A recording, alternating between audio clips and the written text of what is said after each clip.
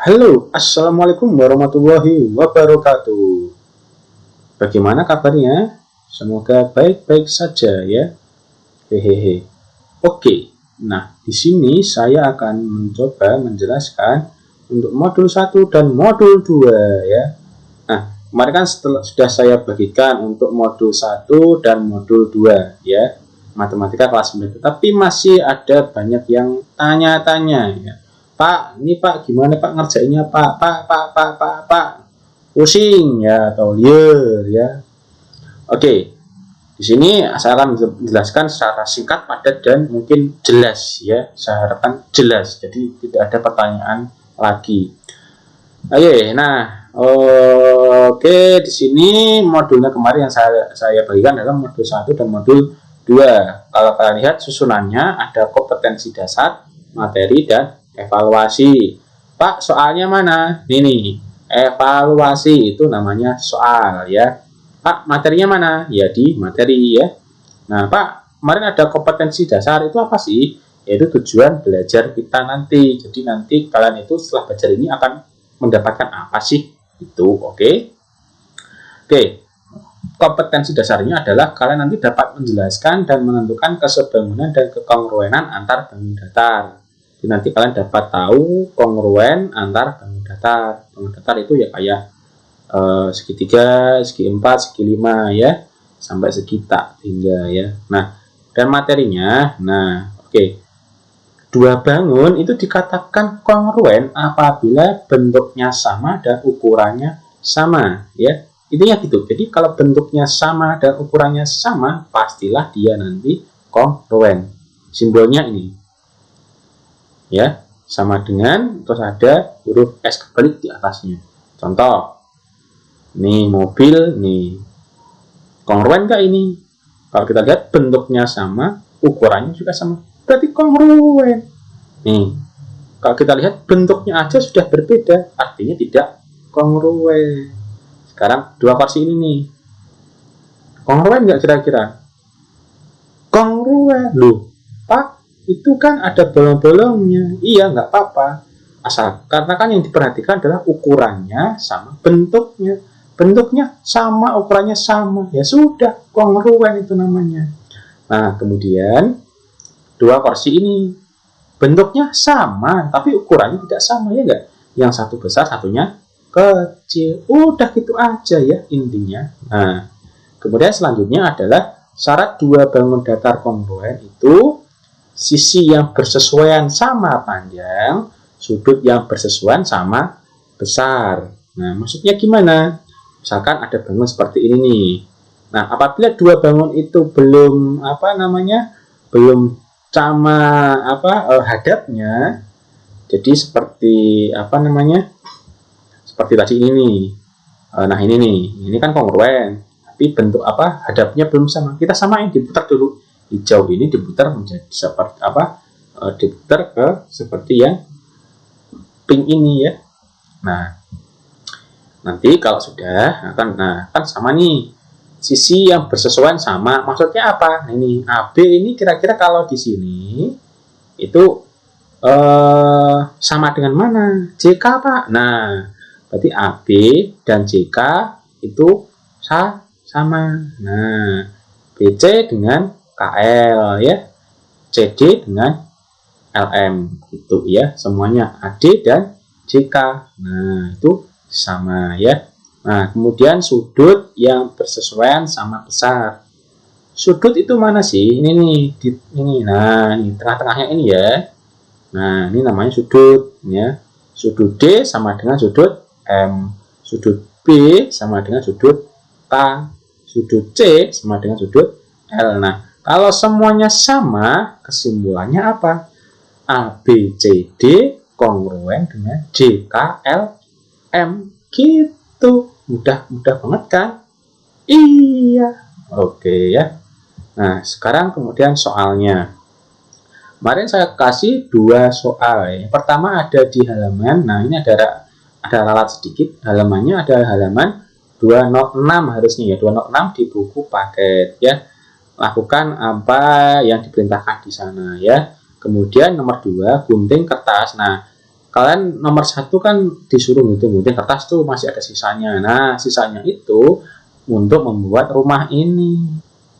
Buatnya bagaimana, Pak? Nggak harus mirip, yang penting ukurannya sama. Yang sini 4, ini 8, ini 4, ini 5, ini 5 ya. Kemudian ini 4, ini 5, ini berapa, ini berapa, ini berapa. Jadi deh. Kemudian tentukan sisi-sisi yang bersesuaian. Nah, sebelum menentukan sisi bersesuaian, gambarnya kan harus sama dulu. Oke, rumahnya sudah menghadap ke atas semuanya ya enggak? Ya sudah, tinggal kita sesuaikan saja. EA dengan NC sama enggak? Sama. BC dengan mana? KL. BC berapa? 4. KL. Ya cari dulu KL kira-kira panjangnya berapa gitu. Nah, sudut yang bersesuaian sama. Tentukan sudut yang bersesuaian. Sudut D dengan sudut mana? Sudut E. Berarti sudut D sama dengan sudut E. Gitu saja. Mudah banget kan? Iya. Oke, sekarang kita berlanjut ke modul 2 ya, materinya. Materinya adalah ya sama untuk meneruskan yang tadi, hanya saja yang kedua ini berfokus pada segitiga ya. Intinya sama ya, ada suatu bank datar, kemudian kita samakan ya, kita putar-putar supaya sama dulu. Nah, ini dengan ini sudah sama, kemudian kita sesuaikan sisinya sama sudutnya ya, gampang ya. Nah, nanti ini kalau kita per akan sama dengan 1.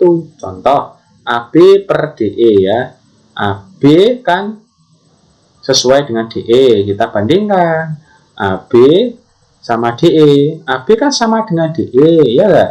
Kalau kita bagi ya akan sama dengan 1. Ngerti? Harus ngerti ya.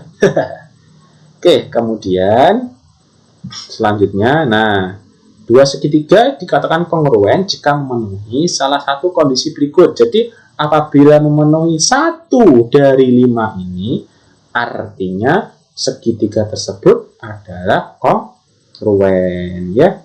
Oke, yang pertama adalah sisi ya, pokoknya sisi ya, atau sisi ya. Kemudian nomor 2 ini sisi sudut sisi susi. Kemudian nomor 3 adalah sudut sisi sudut susisu ya. Kemudian yang keempat adalah sudut sisi atau susi ya. Kemudian nomor 5 khusus segitiga siku-siku, nanti miringnya dan satu siku-siku bersesuaian sama panjang ya. Masih belum terbayang? Nah, kalau masih belum terbayang, ini ada contohnya. Nah, sisi maksudnya adalah ini nih. Nah, ya, sisi ini dengan ini, sisi ini dengan ini, sisi ini dengan sisi itu namanya sisi. Nah, sekarang sudut ini, sisi ini, sudut ini. Nah, sama. Nah, seperti itu ya. Paham? Harus paham. Wajib paham ya, kalian pasti bisa. Nah, kemudian selanjutnya adalah contoh ya. Silahkan dibaca sendiri ya. Nah, saya bantu deh. Nah, di sini perhatikan gambar di samping, buktikan bahwa segitiga ABC kongruen dengan segitiga EDC ya. ABC ini dengan EDC. Nah, kalau kita pecah jadi 2 gambarnya ini, nanti terserah kalian mau menghadap ke atas semuanya atau ke bawah semuanya, terserah ya. Jadi kan ini ada 2 segitiga ini, kalian pisah dulu jadi 2 segitiga, kemudian samain.